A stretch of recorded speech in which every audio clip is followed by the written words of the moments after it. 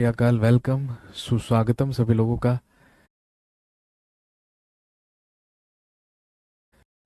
हाँ जी, class live हो चुकी है। ठीक 12 बजकर अब 51 मिनट हुए हैं। और तारीख आप जानते हैं, आज है 8 सितंबर 2021। This is 8 September 2021। Class is absolutely live.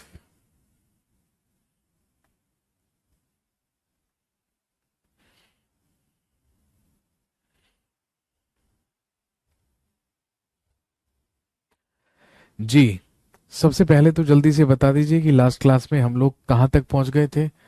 Okay, आज जहादर शाह स्टार्ट होगा। बिल्कुल। आप सब जानते हैं कि हमने कहानी की शुरुआत कहां से की है। मॉडर्न इंडिया से।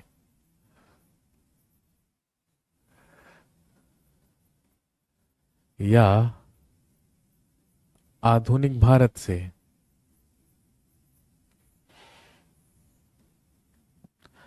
और मॉडर्न इंडिया में, आधुनिक भारत में, हम बात कर रहे हैं सबसे पहले टॉपिक के बारे में, जो था डाउनफॉल ऑफ मुगल एम्पायर या डाउनफॉल ऑफ मुगल्स।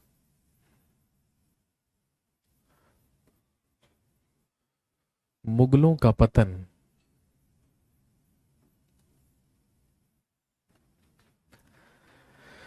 जैसे ही औरंगजेब मरता है 1707 ईस्वी में, वहां से आधुनिक भारत शुरू होता है, जो हम पढ़ते हैं 1947 तक। ये मैं आपको बता चुका हूं। और इसमें औरंगजेब के मरने के बाद जो मुगल बादशाह हिंदुस्तान में हुए हैं, जिन्होंने मुगल साम्राज्य में शासन किया है, उन्हें लेटर मुगल से कहा जाता है, या उन्हें उत्तरवर्ती मुगल शासक कहा जाता है।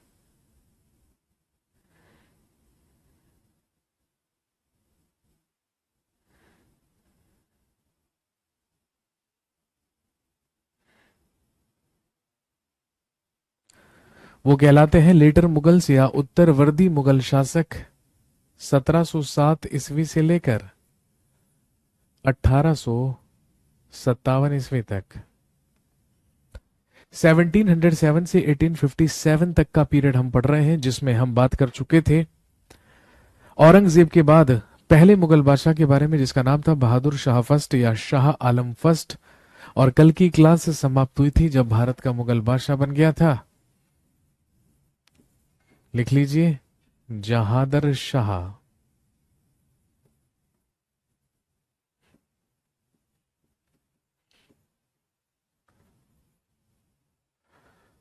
नेक्स्ट मुगल एम्परर जहादर शाह, जो 1712 से लेकर 1713 तक नेक्स्ट मुगल एम्परर रहा। 1712 ईस्वी से 1713 ईस्वी तक भारत का मुगल बादशाह रहा जहादर शाह। भाई, बहादुर शाह प्रथम के 4 पुत्र थे, मैंने आपको बताया था, जिसमें सबसे बड़ा पुत्र था जहादर शाह। इसके अलावा रफीउस शान, अजीमुस शान और जहान शाह, इन चारों पुत्रों के बीच में उत्तराधिकार की लड़ाइयां शुरू हुई थी, या बैटल्स हुए थे सक्सेसरशिप के, जिसे जीता जहादर शाह ने with the help of Zulfiqar Khan. मैंने आपको बताया, औरंगजेब का ही वजीर हुआ करता था असद खान। उसी असद खान का पुत्र हुआ करता था जुल्फिकार खान, जिसने जहादर शाह को मुगल सिंहासन पर बैठाने में मदद की थी। और क्योंकि मदद की थी किसने? जुल्फिकार खान ने। इसीलिए जहादर शाह ने मुगल बादशाह बनते ही अपना वजीर ही किसे नियुक्त कर दिया? जुल्फिकार खान को। यह खुद अयोग्य मुगल बादशाह था, लेकिन इसके शासनकाल में जुल्फिकार खान क्या बन गया? वजीर। मुगल साम्राज्य में प्रधानमंत्री को ही जुल्फी वजीर कहा जाता था, जो बना लिया गया जुल्फिकार खान को। और ध्यान रखेंगे, जुल्फिकार खान का ही जो पिता था, उसे इसने अपना वकील नियुक्त कर दिया, जिसका नाम था असद खान, जो कभी पहले वजीर हुआ करता था औरंगजेब का।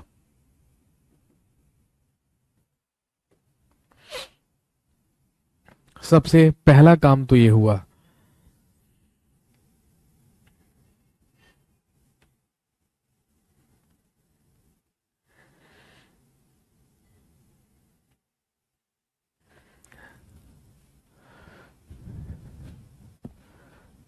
और कल भी मैंने आपको बताया मुगल बादशाह जहादर शाह को ही क्या कहा जाता है, लंपट मूर्ख बादशाह कहा जाता है। ये 51 ईयर्स की एज में 51 साल की उम्र में भारत का मुगल बादशाह बना था और यही कहलाता है लंपट मूर्ख। मुगल बादशाह बनते ही जुल्फिकार खान और असद खान को इसने महत्वपूर्ण पद दिए, लेकिन जब ये भारत का मुगल बादशाह बना तो उस समय जो राजस्थान के राजपूत शासक थे वो बेहद नाराज थे मुगलों से, इसीलिए इसने राजस्थान के राजपूत शासकों के साथ मेल मिलाप की नीति अपनाई। और ध्यान रखेंगे, he gave the title of Maharaja, he gave the title of Maharaja to Ajit Singh. इसने राजस्थान के मारवाड़ के शासक अजीत सिंह को महाराजा की उपाधि प्रदान की। भाई अजीत सिंह मारवाड़ का शासक हुआ करता था और आप जानते होंगे जोधपुर को ही पहले क्या कहा जाता था, मारवाड़ कहा जाता था।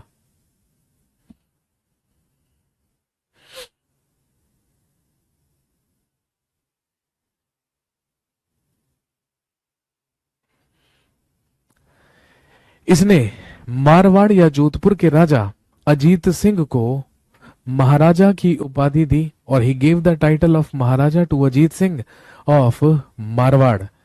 और ध्यान रखेंगे, इसके अलावा अजीत सिंह को संतुष्ट करने के लिए उसे गुजरात की सूबेदारी भी प्रदान की। हम सब जानते हैं मुगलों का ही एक सूबा हुआ करता था, एक प्रांत हुआ करता था गुजरात, और गुजरात का सूबेदार भी किसे बना दिया गया, अजीत सिंह को बना दिया गया। इसके अलावा he gave the title of Sawai and Mirza, he gave the title of Sawai and Mirza to Jaisingh.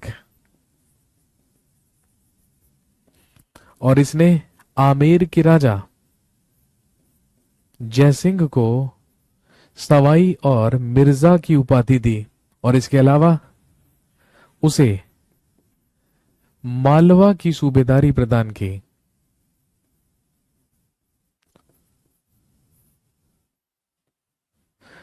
Rajasthan के राजपूत शासकों को संतुष्ट करने के लिए, उनके साथ मेल मिलाप बढ़ाने के लिए ही ये काम जहादर शाह के शासनकाल में किया गया था।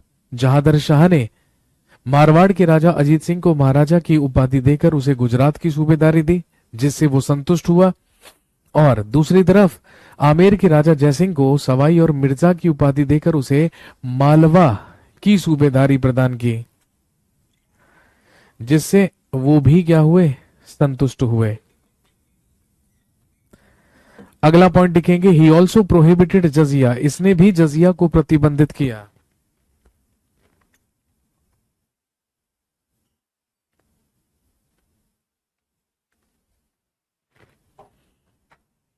ही ऑल्सो प्रोहिबिटेड जजिया, लिखेंगे इसने भी जजिया को प्रतिबंधित किया या जजिया पर प्रतिबंध लगाया।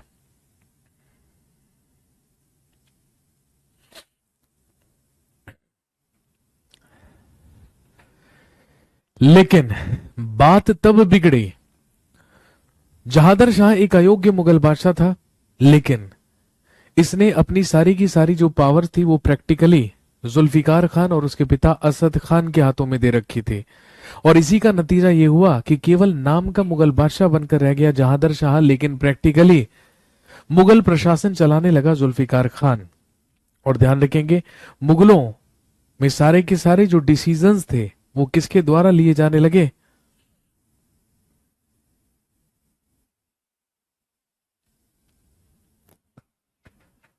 जुल्फिकार खान के द्वारा सारे के सारे डिसीजंस लिए जाने लगे।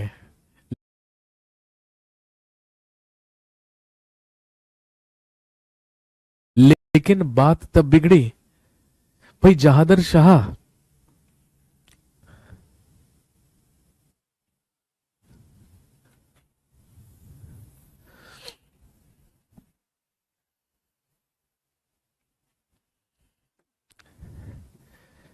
दिल्ली में जहादर शाह की एक प्रेमिका हुआ करती थी जिसका नाम था लाल कुंवर। और ये जो लाल कुंवर थी ये दिल्ली की एक तवायफ हुआ करती थी, एक वैश्या हुआ करती थी। दिल्ली की ही एक तवायफ जिसका नाम था लाल कुंवर। ध्यान रखेंगे, इसी लाल कुंवर नामक वैश्या से प्रेम कर बैठा मुगल बादशाह जहादर शाह। इसकी प्रेमिका हुआ करती थी लाल कुंवर और जहादर शाह ने लाल कुंवर से विवाह कर लिया और ये लाल कुंवर को दिल्ली के लाल किले में ले आया और अपने दरबार में लाल कुंवर के ही सारे के सारे परिचितों और रिश्तेदारों को मंत्री बनाकर इसने नियुक्त कर दिया। और जब इसने ऐसा करा तो ध्यान रखेंगे, मुगल दरबार में ही दो मंत्री हुआ करते थे जो दोनों भाई थे, जो इतिहास में प्रसिद्ध है सैयद ब्रदर्स के नाम से या सैयद बंधु के नाम से। मुगल दरबार में काम कर रहे थे दो मंत्री। बड़ा भाई था अब्दुल्ला खान और छोटे भाई का नाम था हुसैन अली खान। बड़ा भाई अब्दुल्ला खान और छोटा भाई हुसैन अली खान, ये दोनों के दोनों भाई सैयद ब्रदर्स या सैयद बंधु कहलाते थे। और जब इन्होंने ये देखा कि मुगल बादशाह जहादर शाह बौखला गया है और लाल कुंवर से विवाह करके उसे लाल किले में ले आया है और उसके सभी रिश्तेदारों को मंत्री बनाकर मुगल दरबार में नियुक्त कर दिया है, तो इस बात की चिंता हुई सैयद ब्रदर्स को। और सैयद ब्रदर्स ने ये कहा कि यदि जहादर शाह को तुरंत नहीं रोका गया तो मुगल साम्राज्य का पतन वक्त से पहले करवा देगा जहादर शाह। इसीलिए जरूरी है जहादर शाह को फटाफट से रोका जाए और षड्यंत्र करके इसकी हत्या करवाकर किसी और योग्य व्यक्ति को भारत का मुगल बादशाह बनाया जाए।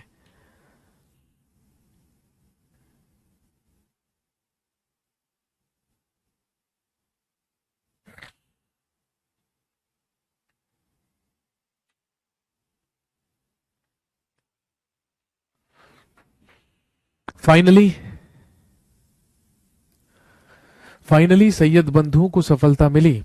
लिखेंगे, Jahandar Shah was killed. Jahandar Shah was killed bye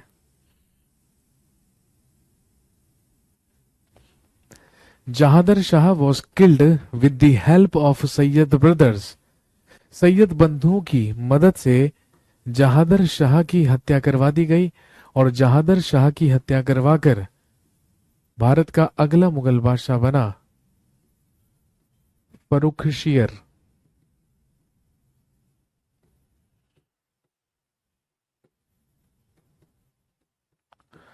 Bharat का अगला मुगल बादशाह बना फर्रुखशियर, जो 1713 ईस्वी से लेके 1719 ईस्वी तक भारत का अगला मुगल बादशाह रहा। और ध्यान रखेंगे, जहादर शाह तो लंपट मूर्ख कहलाता था, ये इतिहास में प्रसिद्ध है, ये कहलाता है घृणित कायर।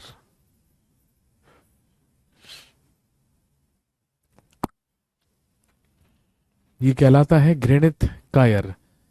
1713 ईस्वी से लेके 1719 ईस्वी तक भारत का अगला मुगल बादशाह हुआ फर्रुखशियर।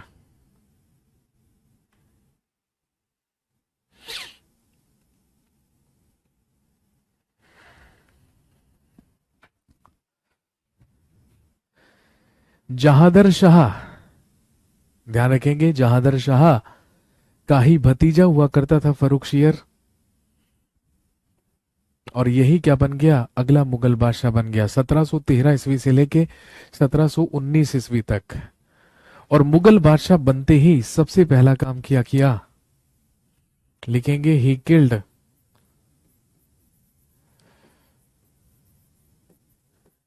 जुल्फिकार खान एंड असद खान। लिखेंगे इसने जुल्फिकार खान और असद खान की हत्या करवाई। He killed Zulfiqar Khan.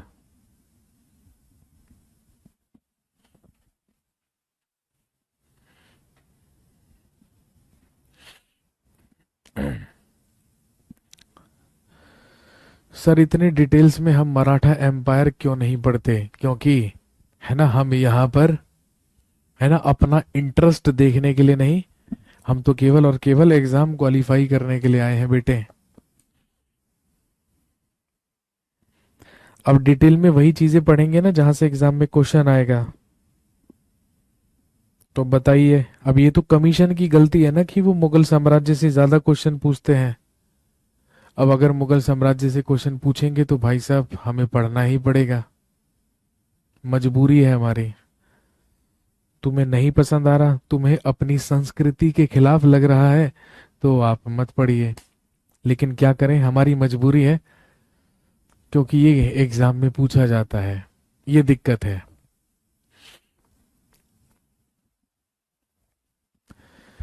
Finally Jahandar Shah की हत्या करवाकर फर्रुखशियर सैयद बंधुओं की मदद से या सैयद बंधुओं के रहमो करम से भारत का मुगल बादशाह बना, और मुगल बादशाह बनते ही इसने जुल्फिकार खान और असद खान की हत्या करवा दी। इस समय जो सैयद बंधु थे, जो सैयद ब्रदर्स थे, ध्यान रखेंगे इसमें जो अब्दुल्ला खान था वो इलाहाबाद की सूबेदारी संभाल रहा था, और उस समय हुसैन अली खान पटना का सूबेदार हुआ करता था, बिहार।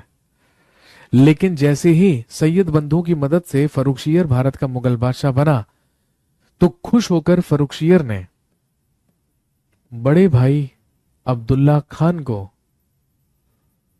सबसे महत्वपूर्ण पद दे डाला, उसे मुगल साम्राज्य का बना लिया वजीर, और हुसैन अली खान को बना लिया मुगल साम्राज्य का मीर बख्शी।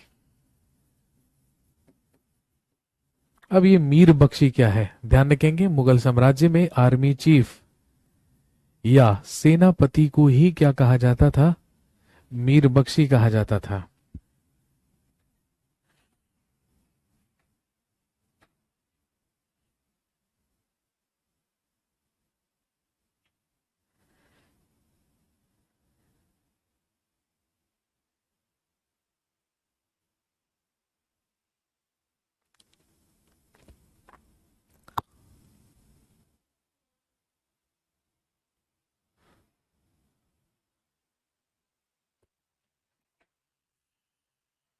मुगल साम्राज्य के दो महत्वपूर्ण पद सैयद बंधुओं को दे दिए गए। बड़ा भाई अब्दुल्ला खान वजीर बना लिया गया, और छोटा भाई मीर बख्शी यानी कि सेनापति।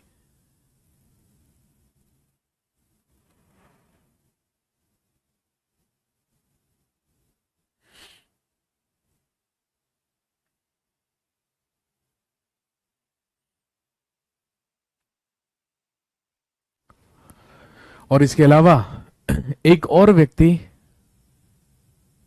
जिसका नाम था चिनक्लिच खान।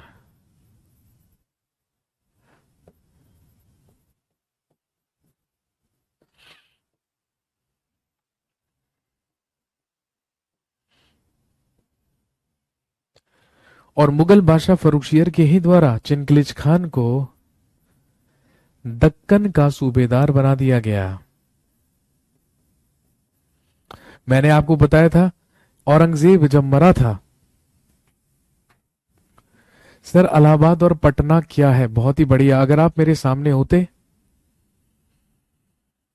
तो कम से कम मुर्गा जरूर बनते, कम से कम।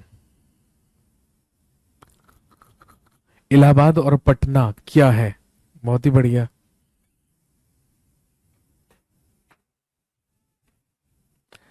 इलाहाबाद, ठीक है, प्रयागराज है, उत्तर प्रदेश का जिला है जो पहले मुगलों का सूबा था, और पटना बिहार की राजधानी है जो पहले मुगलों का सूबा था।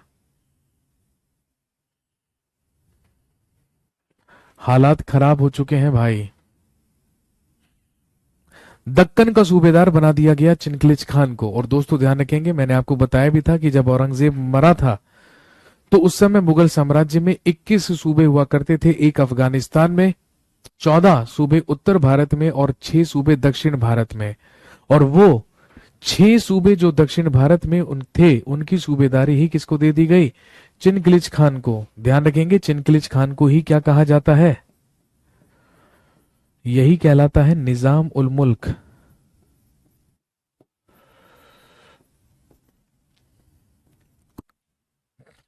यही कहलाता है निजाम उल मुल्क।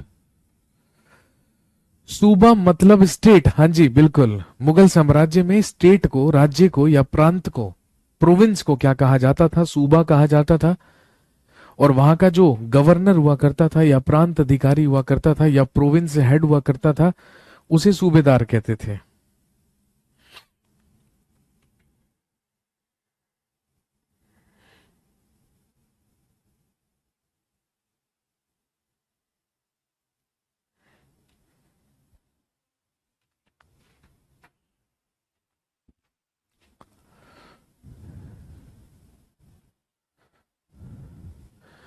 दो महत्वपूर्ण काम सैयद बंधुओं ने किए, ठीक है, वो क्या थे भाई? सैयद बंधु दोनों भाई मुगल साम्राज्य में सबसे महत्वपूर्ण पद रखते थे। एक था वजीर और एक था सेनापति, एक था मीर बख्शी। कहने का मतलब प्रशासनिक और सैन्य दोनों, सारी की सारी शक्तियां ही किसके पास थी? सैयद ब्रदर्स के पास थी, सैयद बंधुओं के पास थी।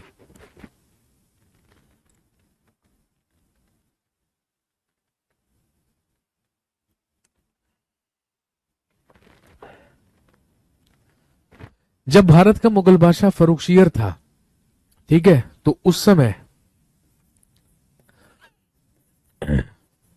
भरतपुर में शासन कर रहा था चूड़ामन जाट। उस समय भरतपुर में एक जाट शासक रूल किया करता था जिसका नाम था चूड़ामन जाट। सबसे पहला काम तो सैयद बंधु ने ये किया भाई, क्योंकि प्रैक्टिकली तो सैयद बंधु ही मुगल साम्राज्य के शासक हो चुके थे, केवल नाम का मुगल बादशाह ही तो कौन बचा था? जहादर शाह। सबसे पहला काम तो सैयद बंधु ने ये किया कि सैयद बंधु ने भरतपुर के चूड़ामन जाट के साथ मित्रता कर ली, दोस्ती कर ली और हितैषी बन गए चूड़ामन जाट के। और दूसरी तरफ राजस्थान में जो मारवाड़ का शासक अजीत सिंह था भाई, जिसको अभी महाराजे की उपाधि मिली थी, गुजरात की सूबेदारी मिली थी, उसने फर्रुखशियर के खिलाफ विद्रोह कर दिया।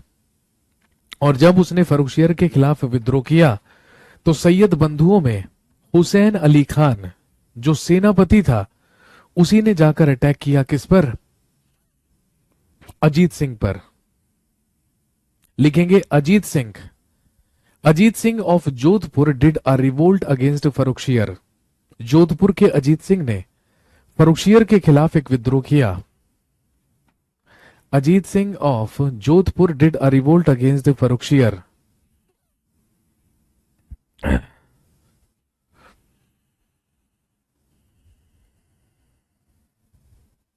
जोधपुर के शासक अजीत सिंह ने, जोधपुर के शासक अजीत सिंह ने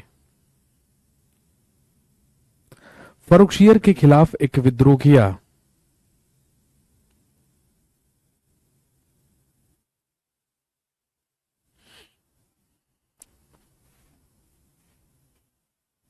आफ्टर दैट, और इसके बाद, आफ्टर दैट या इसके बाद लिखेंगे हुसैन अली खान अटैक्ड जोधपुर। इसके बाद हुसैन अली खान ने जोधपुर पर आक्रमण किया and control the revolt of Ajit Singh, और अजीत सिंह के विद्रोह को नियंत्रित किया। जाकर हुसैन अली खान ने ही अजीत सिंह पर अटैक किया था और अजीत सिंह को पराजित करके उसके विद्रोह को नियंत्रित किया था और अजीत सिंह के साथ संधि करी थी। और अजीत सिंह की ही पुत्री का विवाह, अजीत सिंह की ही बेटी का विवाह फर्रुखशियर से करवा दिया गया था। इसको कहते थे पॉलिटिकल मैरिज, ये कहलाते थे राजनीतिक विवाह।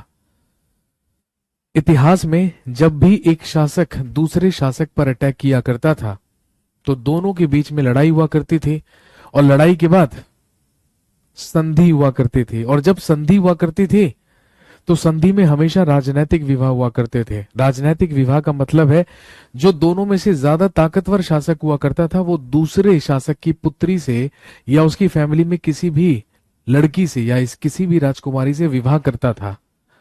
इससे दो फायदे होते थे। राजनीतिक विवाह इसको कहते थे। इसके दो फायदे होते थे। पहला फायदा तो ये, अब फ्यूचर में कभी भी अजीत सिंह विद्रोह नहीं करेगा, क्योंकि अब अजीत सिंह फर्रुखसियर का क्या बन गया, ससुर बन गया। और दूसरी चीज, जो अजीत सिंह है वो कभी भी मुगलों पर या फर्रुखसियर पर अटैक करने की भी कोशिश नहीं करेगा, सोचेगा भी नहीं भाई, क्योंकि अपनी बेटी को विधवा होते हुए कौन देखना चाहेगा।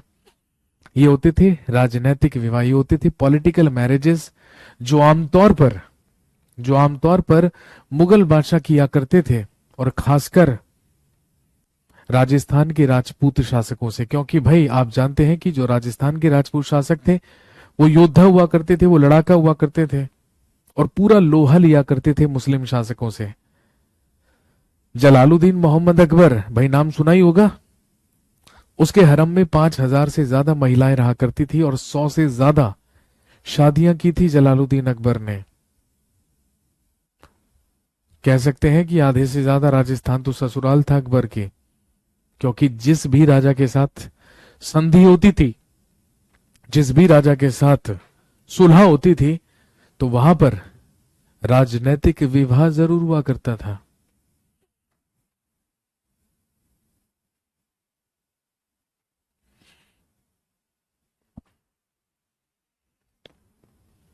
क्लियर हो गई बात?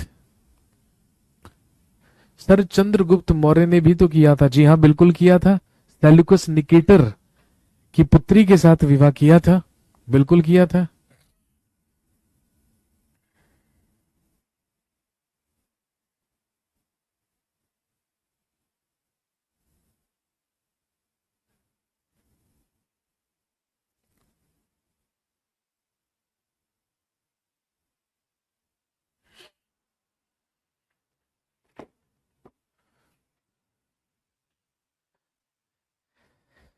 नेक्स्ट, अगला महत्वपूर्ण काम जो फर्रुखसियर के समय में हुआ, लिखेंगे इन 1716। इन 1716 1716 ईस्वी में Farrukhsiyar Farrukhsiyar arrested and killed बंदा बहादुर।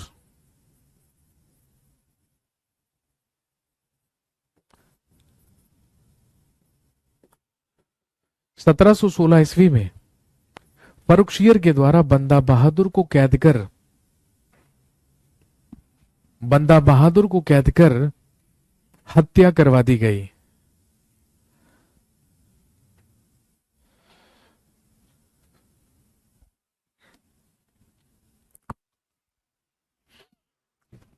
बंदा बहादुर जो गुरु गोविंद सिंह के बाद खालसा पंथ का नेतृत्व कर रहे थे, और आप अच्छी तरीके से जानते हैं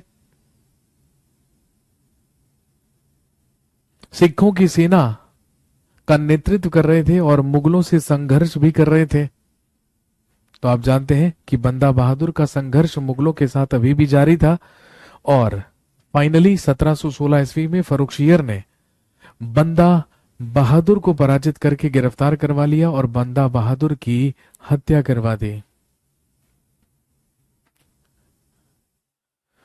अभी तक बैच परचेज नहीं हुआ है, फीस कट गई है। ओ भाई साहब, अब क्या करें भाई, थोड़ा सा इंतजार कर लीजिए मेरे भाई, बैच एक्टिवेट हो जाएगा, घबराइए नहीं।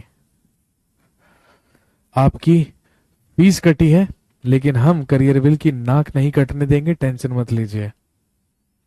आपका बैच बाइज्जत सही सलामत आपको मिलेगा, जरूर मिलेगा। ये आपका हक है, ये आपका अधिकार है, और ये आपसे कोई नहीं छीन सकता।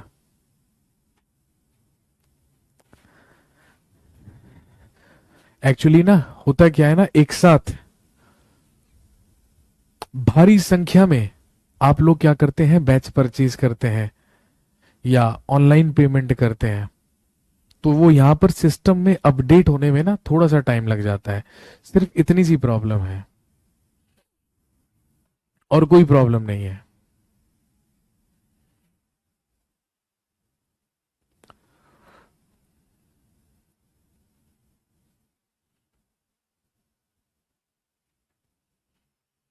तो यदि पेमेंट हो गई है तो आपका बैच एक्टिव हो जाएगा। आप टेंशन मत लीजिए, पैनिक मत होइए। आप बार बार पैनिक हो रहे होंगे, बार बार हेल्पलाइन नंबर पर फोन कर रहे होंगे। Reference book in English, please use NCERT books.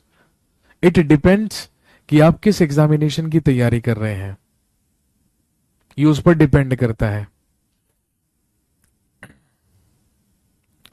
1716 ईस्वी में बंदा बहादुर की भी हत्या करवा दी गई और सिखों की तरफ से जो संघर्ष चल रहा था वो क्या कर दिया गया, समाप्त कर दिया गया। नेक्स्ट अगला पॉइंट लिखेंगे।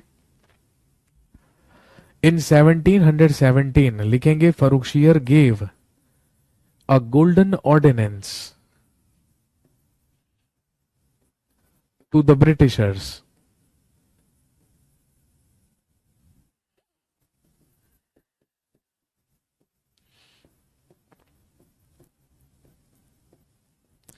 सत्रह सौ सत्रह ईस्वी में मुगल बादशाह फरुखशियर ने अंग्रेजों को एक स्वर्णिम फरमान दिया। 1717 ईस्वी में मुगल बादशाह फरुखशियर ने अंग्रेजों को एक स्वर्णिम फरमान दिया। If someone is preparing for PCS then, तो आपको क्या लगता है कि अगर आप पीसीएस की तैयारी कर रहे हैं तो इतिहास बदल जाएगा? तो भी आपको एनसीईआरटी की किताबें काम आएंगी, क्योंकि जब आप पीसीएस मेंस लिखने जाएंगे ना भाई, देखिए यदि आप पीसीएस की तैयारी कर रहे हैं और आपको पीसीएस का एग्जाम देना है तो प्रीलिम्स में एनसीईआरटी की किताबों का कोई रोल नहीं रहेगा। सारे के सारे क्वेश्चन एज इट इज आपको मेरी क्लास से मिल जाएंगे। अभी आपको मेरी बात पर भरोसा नहीं होगा, ठीक है, क्योंकि अभी आप लोगों ने तैयारी शुरू की है, ठीक है। इतिहास गवाह है इस बात का और ये विधि का विधान है, ठीक है, कि हम सामने वाले की परख तभी करते हैं जब उसकी टेस्टिंग हो जाती है, ठीक है। और टेस्टिंग तभी होगी जब आप एग्जाम में जाएंगे। तो यदि आप प्रीलिम्स देने जाते हैं तो आई वुड रिकमेंड कि आप प्रीलिम्स के लिए एनसीईआरटी की किताबें ना भी पढ़ेंगे तो काम चल जाएगा, क्योंकि ऑब्जेक्टिव एग्जाम है, ठीक है। ऑब्जेक्टिव क्वेश्चंस पूछे जाएंगे। बेशक आप घटना चक्र से प्रीवियस ईयर्स के क्वेश्चन चेक कर लीजिए, आपको पता चल जाएगा कि ज्यादातर जो चीजें हैं वो ऑब्जेक्टिव पूछी जाती हैं और ज्यादातर जो चीजें हैं वो फैक्चुअल ज्यादा पूछी जाती हैं, कॉन्सेप्चुअल कम पूछी जाती हैं। लेकिन यदि आप मेंस लिखने के लिए जाएंगे तो भाई वहां पर आपको डिस्क्रिप्टिव एग्जाम देना होगा, और जब आप डिस्क्रिप्टिव एग्जाम देंगे तो डेफिनेटली आपके पास थॉट्स होने चाहिए, आपके पास विचार होने चाहिए। और वो जो थॉट्स हैं वो तब डेवलप होंगे जब आपने एनसीईआरटी की किताबें अच्छी तरीके से रीड कर रखी होंगी, यानी कि 6th स्टैंडर्ड से लेकर 12th स्टैंडर्ड तक की एनसीईआरटी की किताबें जो सीबीएसई स्कूल्स में चलती है ना, जो हमारे स्कूल्स में चला करती थी एनसीईआरटी की किताबें, वो किताबें आप रेफर कीजिए, उन किताबों को आप रीड कीजिए।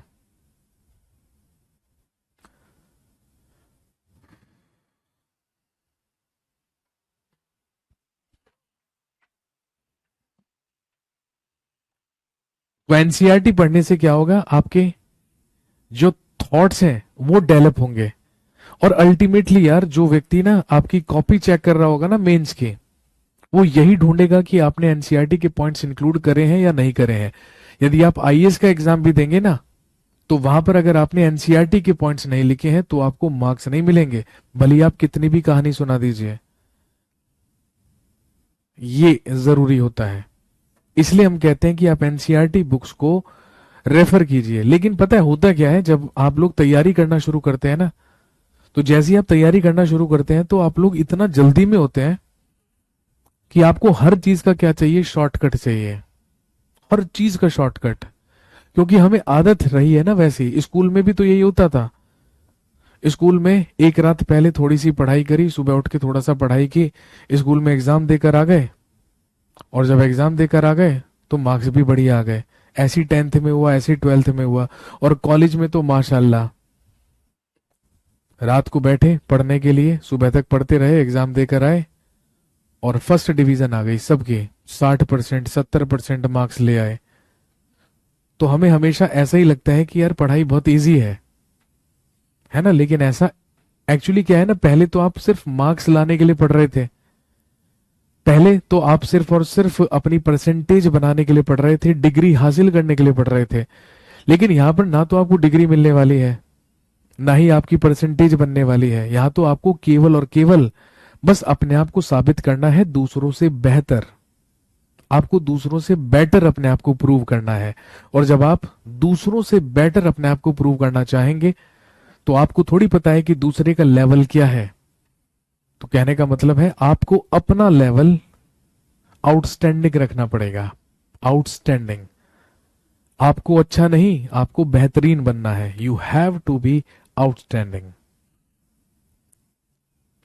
तो जब तक आप ये नहीं सोचेंगे, आउटस्टैंडिंग बनने का नहीं सोचेंगे, तब तक आप बाकी भीड़ से अलग नहीं हो पाएंगे।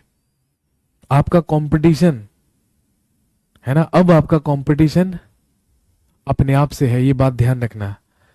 अब आपको ना तो घर वालों को अपनी परसेंटेज बताने के लिए पढ़ना है, ना ही पास होने के लिए पढ़ना है, ना ही डिग्री इकट्ठी करने के लिए पढ़ना है। अब आपको पढ़ना है अपने लिए। अब डिपेंड करता है कि आप अपने लिए क्या चुनते हैं। जो मेरी बात को समझ रहे होंगे, उस पर अमल कर रहे होंगे या अमल करेंगे, डेफिनेटली उनका आने वाला समय, आने वाला जीवन, आने वाला लाइफस्टाइल, उनकी जीवन शैली, उनकी इकोनॉमी, उनकी अर्थव्यवस्था और उनकी सामाजिक साख वैसी ही होगी।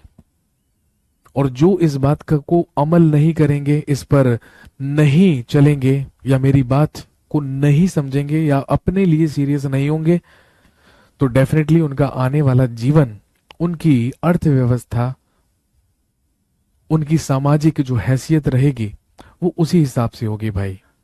तो आप अच्छी तरीके से जानते हैं कि यही वो समय होता है जब हम ये चुनते हैं अपने लिए कि अब हम बाकी का जो जीवन है वो कैसा व्यतीत करना चाहते हैं और वो हम कैसा व्यतीत करेंगे। तो डिपेंड करता है कि भैया आपने अपने लिए क्या चुना है। हमारा काम तो केवल और केवल है आपको गाइड करना, आपको सही और गलत की राह दिखाना, लेकिन उस पर चलने का काम आपका है, उस पर अमल करने का काम आपका है। तो इसीलिए हम यही चाहते हैं कि भाई सारे के सारे लोग, यदि आप लोग यहाँ पर आए हैं और बैच परचेज करके यहाँ पर आप पढ़ रहे हैं, तो आप इसीलिए पढ़ रहे हैं क्योंकि आपको एग्जाम क्वालिफाई करना है। और आप जानते हैं कि मैं तो हजारों स्टूडेंट्स को पढ़ाता हूं रोज, है ना, मैं रोज हजारों स्टूडेंट्स को पढ़ाता हूं, लेकिन सिलेक्शन उनको मिलता है जो मुझसे पढ़ने के बाद मुझसे डबल एफर्ट खुद सेल्फ स्टडी में करते हैं, खुद घर पर बैठकर करते हैं। तभी तो जरूरी होता है और तभी तो सिलेक्शन होता है। हवाबाजी में कभी सिलेक्शन नहीं होता है, अक्कड़ बक्कड़ बम्बे बो, तुक्के मारने से कभी सिलेक्शन नहीं होता है। बचपन में तुक्के लग जाया करते थे, ठीक है, लेकिन कंपटीशन में कभी भी तुक्के नहीं लगते हैं और तुक्कों से कभी भी सिलेक्शन नहीं होता है। तो प्लीज, ठीक है, आप मेरी बात को थोड़ा सा सीरियसली लेंगे क्योंकि ये जरूरी है, ये बेहतर है। Anyways, back to the topic. 1717 ईस्वी में फर्रुखशियर ने अंग्रेजों को एक गोल्डन ऑर्डिनेंस दिया, एक स्वर्णिम फरमान दिया। अब ये गोल्डन ऑर्डिनेंस क्या है भाई? मुगल बादशाह फर्रुखशियर के पांव में फोड़ा हो गया। सारे के सारे चिकित्सकों और वैद्य को बुलाकर उसका इलाज करवाया गया, लेकिन कोई भी चिकित्सक उसे सही नहीं कर पाया। और जब सही नहीं कर पाया तो फिर मुगल बादशाह फर्रुखशियर के दरबार में एक अंग्रेज सर्जन आया जिसका नाम था डॉक्टर विलियम हैमिल्टन। और इसी डॉक्टर विलियम हैमिल्टन ने यह दावा किया कि मैं मुगल बादशाह फर्रुखशियर को एकदम ठीक कर सकता हूं। इसी डॉक्टर विलियम हैमिल्टन ने फर्रुखशियर के पांव की सर्जरी की और ध्यान रखेंगे उसके फोड़े पर चीरा लगाकर केवल पेट्रोलियम जेली अप्लाई कर दे। और सिर्फ पेट्रोलियम जेली अप्लाई करने से ही कुछ ही दिनों में बिल्कुल भला चंगा हो गया फर्रुखशियर और खुशी का ठिकाना नहीं रहा। और खुशी खुशी में ही फर्रुखशियर ने अंग्रेजों से कहा कि आप कहीं पर भी बंगाल में कारखाना लगाकर, फैक्ट्री लगाकर व्यापार कर सकते हैं, और इसके लिए आपको मुगलों को कोई टैक्स नहीं देना होगा, सिर्फ एक नॉमिनल सी फीस आपको पे करनी होगी। बाकी आप कर मुक्त व्यापार कर सकते हैं पूरे के पूरे बंगाल में। कहने का मतलब, अंग्रेजों के लिए एक tax free trade permit Bengal के लिए ही किसके द्वारा दिया गया? फरुखशियर के द्वारा दिया गया। इसी को कहा जाता है गोल्डन ऑर्डिनेंस, स्वर्णिम फरमान। और क्योंकि ये अधिकार था, क्योंकि ये एक राइट था, तो ध्यान रखेंगे, इसी को कहा जाता है Magna carta of the Britishers. यही कहलाता है अंग्रेजों का Magna carta, Magna carta of the Britishers, या अंग्रेजों का मैग्ना कार्टा।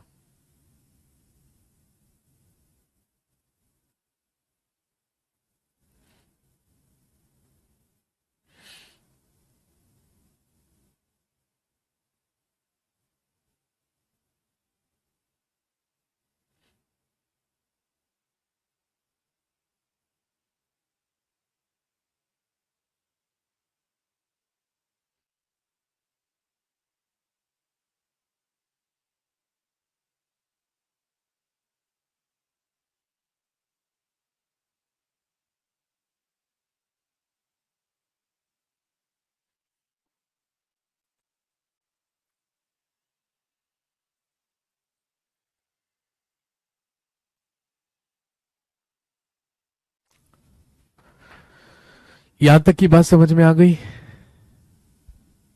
इसके बाद क्या हुआ?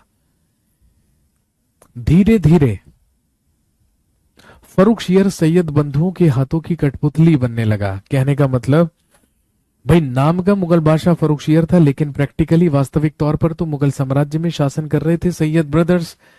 धीरे धीरे आलम ये हुआ, धीरे धीरे समय ये आया कि अब फरुखशियर केवल नाम का मुगल बादशाह बन गया। सारी की सारी पावर्स किसके हाथों में आ गई? सैयद बंधुओं के हाथों में आ गई, या सैयद ब्रदर्स के हाथों में आ गई।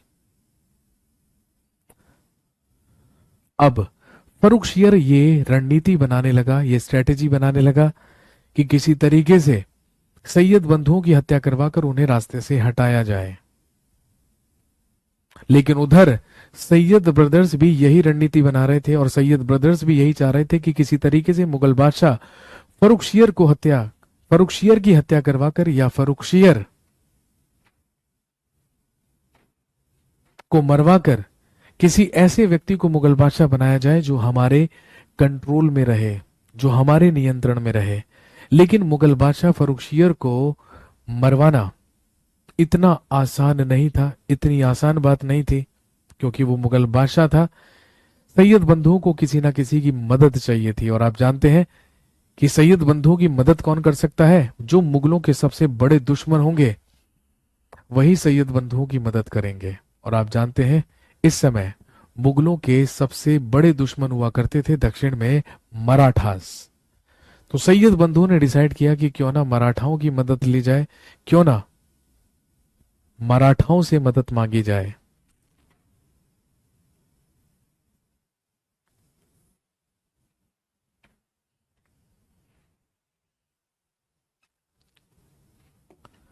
उस समय दक्षिण में मराठा रूलर या मराठा शासक हुआ करते थे छत्रपति शाहू महाराज। कल ही लिखवाया था, बहादुर शाह प्रथम के द्वारा शाहू को आजाद किया गया था, who was grand son of Shivaji.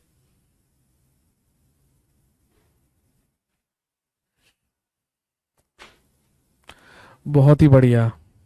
कुछ लोग हैं यहां पर जो वाकई में असामाजिक तत्व हैं, जिनका कुछ नहीं हो सकता। भैया जरा इस सुनीश नाम के व्यक्ति को ब्लॉक करो। सुनीश, मैं आपको यहां से ब्लॉक करवा रहा हूं। इनकी आईडी है 1345790, 1345790। ये इनका यूजर कोड है, इसको फटाफट से ब्लॉक कर दो। वैसे तो इसने करियर विल पे कोई बैच लिया नहीं होगा, अगर लिया भी है तो जितने भी लिए हैं सबसे इसको ब्लॉक कर दो फटाफट से। सुनीश, बहुत बहुत मुबारक हो आपको। मैं आपको यहां से ब्लॉक करा रहा हूं, और क्यों करा रहा हूं ये आपको समझ में आ गया होगा। ठीक है, तो जिन शब्दों का आप इस्तेमाल कर रहे हैं, ठीक है सर, आप ब्लॉक नहीं करवाते किसी को, नहीं मेरे भाई। जब मैं नाम के साथ साथ उसका कोड भी बोलता हूं ना, तब वो बंदा ब्लॉक ही होता है यार, मजबूरी है। अगर तेरे को विश्वास नहीं हो रहा है तो बता, मैं करवा के दिखाता हूं। हर्ष 2594736। अगर तेरे को प्रमाण चाहिए इस बात का तो मैं तेरे को अभी दे देता हूं सबूत के साथ। बाकी सुनीश को समझ में आ गया होगा कि क्यों ब्लॉक किया गया है। ठीक है बेटे, सिंपल सी बात है। ठीक है, मुझे मालूम है कि आपकी पैदाइश और परवरिश ठीक तरीके से नहीं हो पाई है, ठीक है ना, लेकिन यहाँ पर सारे के सारे इज्जतदार और सभ्य लोग हैं, स्टूडेंट्स भी और करियर विल पर काम करने वाले सारे के सारे लोग भी हैं। ठीक है ना, और सारे के सारे खानदानी लोग भी हैं, जिनको अपने परिवार का भी पता है, पैदाइश का भी पता है और परवरिश का भी पता है। ठीक है ना, इसीलिए सबसे पहले तो हमें सामने वाले से बात करने की तहजीब और तमीज होनी चाहिए। और यदि वो हमें किसी ने नहीं सिखाई, या हम, ठीक है, गलत परवरिश की वजह से वो नहीं सीख पाए, तो फिर हमें शांत रहना चाहिए, चुप। क्योंकि जब इंसान का दिमाग खाली हो, ठीक है, तो उसको अपनी जबान बंद कर लेनी चाहिए, क्योंकि जबान चलाने का अधिकार केवल उन्हीं को है जिनके दिमाग में थोड़ा बहुत ज्ञान है। इसलिए ये बहुत जरूरी है भाई, इस बात को हमेशा ध्यान रखिएगा। ठीक है, और जो शब्द आप हमारे लिए इस्तेमाल कर रहे हैं, ठीक है, वो जाकर आप अपने पिताश्री के लिए इस्तेमाल कीजिए, यदि आपको उनके बारे में पता है तो। इसलिए ठीक है, तो इसलिए वाकई में मुझे कुछ सामाजिक तत्वों को ब्लॉक करवाना पड़ जाता है, क्योंकि कुछ लोग यहां पर वाकई में गफलत में आए हैं। सैयद बंधु ने डिसाइड किया कि मदद अब हम मदद लेते हैं किसकी? मराठाओं की। और ध्यान रखेंगे, उस समय मराठा शासक हुआ करता था शिवाजी का पौत्र, शिवाजी का ग्रैंडसन, जिसका नाम था शाहू। लेकिन शाहू खुद शासन नहीं किया करता था, बल्कि अपने प्रधानमंत्री से करवाया करता था। और मराठा साम्राज्य में प्रधानमंत्री को कहा जाता था पेशवा। और उस समय मराठाओं का पेशवा हुआ करता था बालाजी विश्वनाथ। बालाजी विश्वनाथ।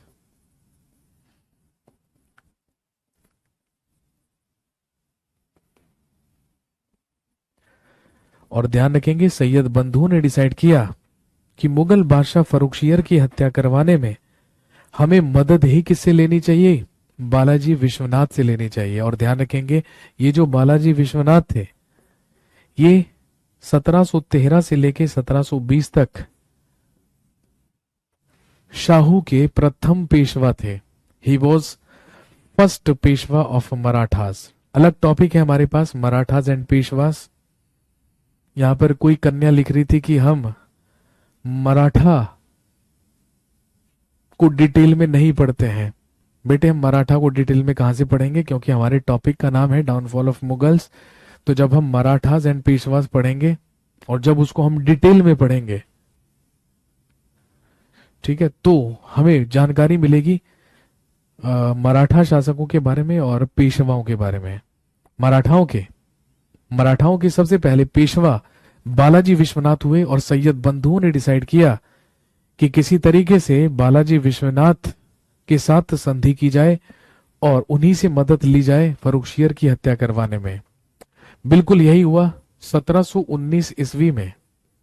बालाजी विश्वनाथ और सैयद बंधुओं के बीच में एक संधि हुई जो कहलाती है ट्रीटी ऑफ दिल्ली या दिल्ली की संधि। ट्रीटी ऑफ दिल्ली या दिल्ली की संधि 1719 ईस्वी में बालाजी विश्वनाथ और सैयद बंधुओं के बीच में दिल्ली की संधि हुई। और इस संधि के तहत यह समझौता हुआ कि बालाजी विश्वनाथ सैयद बंधुओं की मदद करेंगे फर्रुखशियर की हत्या करवाने में, और उसके बाद जब मराठाओं की सेना दिल्ली पर चढ़ाई करेगी, लाल किले पर अटैक करेगी, तो उसमें मराठाओं की मदद करेंगे सैयद बंधु, सैयद ब्रदर्स। तो ये बात तय हुई और फाइनली लिखेंगे इन 1719 ईस्वी में Farrukhshear was killed with the help of Balaji Vishwanath.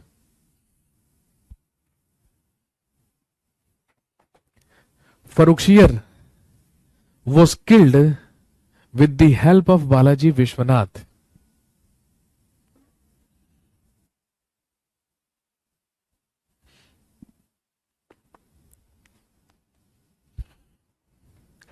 तो बालाजी विश्वनाथ की मदद से मुगल बादशाह फर्रुखशियर की हत्या करवा दी गई, और सैयद बंधुओं ने ही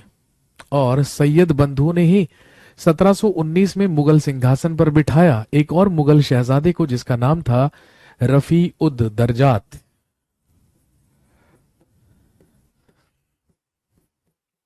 रफी उद दरजात। लेकिन किस्मत खराब रही इसकी। कुछ ही समय तक मुगल बादशाह रह पाया और 2-3 महीनों में ही इसकी डेथ हो गई टीबी से। जब ये मर गया तो इसके मरने के बाद सैयद बंधुओं के ही द्वारा इसी के छोटे भाई को अगला मुगल बादशाह बनाया गया, जिसका नाम था रफी उद दौला।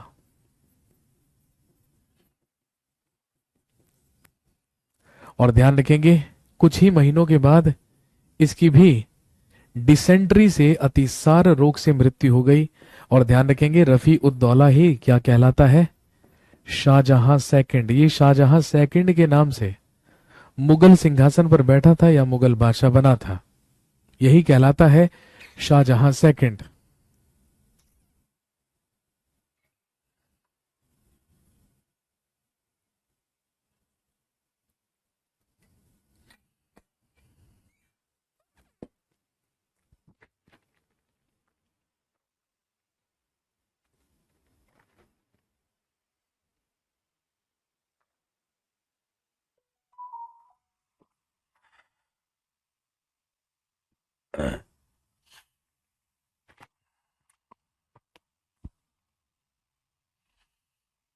तो फाइनली फर्रुखशियर की हत्या बालाजी विश्वनाथ की मदद से करवा दी गई सैयद बंधुओं के द्वारा।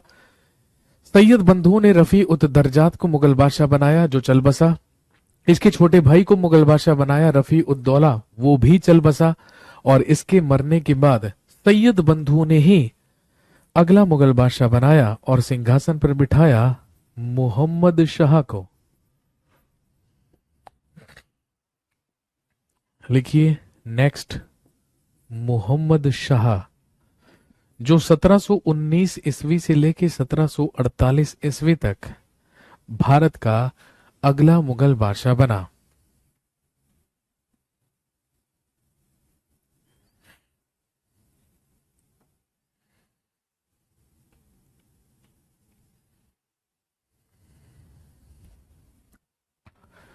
अगला मुगल बादशाह बना मोहम्मद शाह।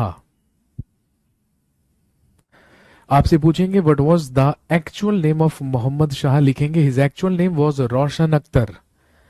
इसका वास्तविक नाम रोशन अख्तर था और ये जहादर शाह का बेटा था। अभी हमने पढ़ा था ना जहादर शाह मुगल एम्परर, इसी जहादर शाह का बेटा था रोशन अख्तर। वही रोशन अख्तर भारत का अगला मुगल बादशाह बना मोहम्मद शाह के नाम से। और आपने सुना भी होगा इसी को, यही प्रसिद्ध है इतिहास में रंगीला बादशाह के नाम से, यही कहलाता है मोहम्मद शाह रंगीला। मुगलों में सबसे ज्यादा नालायक, सबसे ज्यादा लापरवाह, सबसे ज्यादा कायर, सबसे ज्यादा अयोग्य मुगल बादशाह हुआ मोहम्मद शाह रंगीला। 1719 से लेकर 1748 तक अगला मुगल बादशाह बन गया मोहम्मद शाह रंगीला।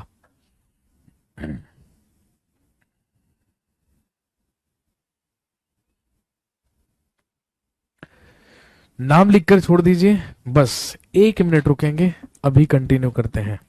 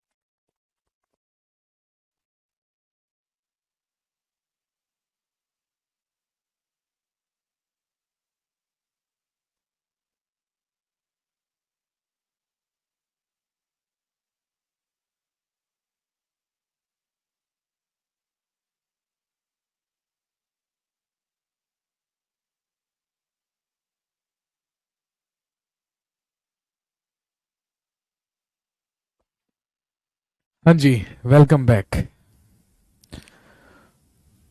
हेडिंग डालकर छोड़ देंगे मोहम्मद शाह 1719 से 1748 तक। ठीक है, अब जिसका यहाँ पर जो जो सवाल है वो पूछ लीजिए, मैं कुछ 5-10 मिनट आप लोगों के कमेंट्स के या जो भी आप पूछना चाहते हैं उसका मैं जवाब दे देता हूं। मोहम्मद शाह का असली नाम रिपीट कर दीजिए। मैंने कहा रोशन अख्तर।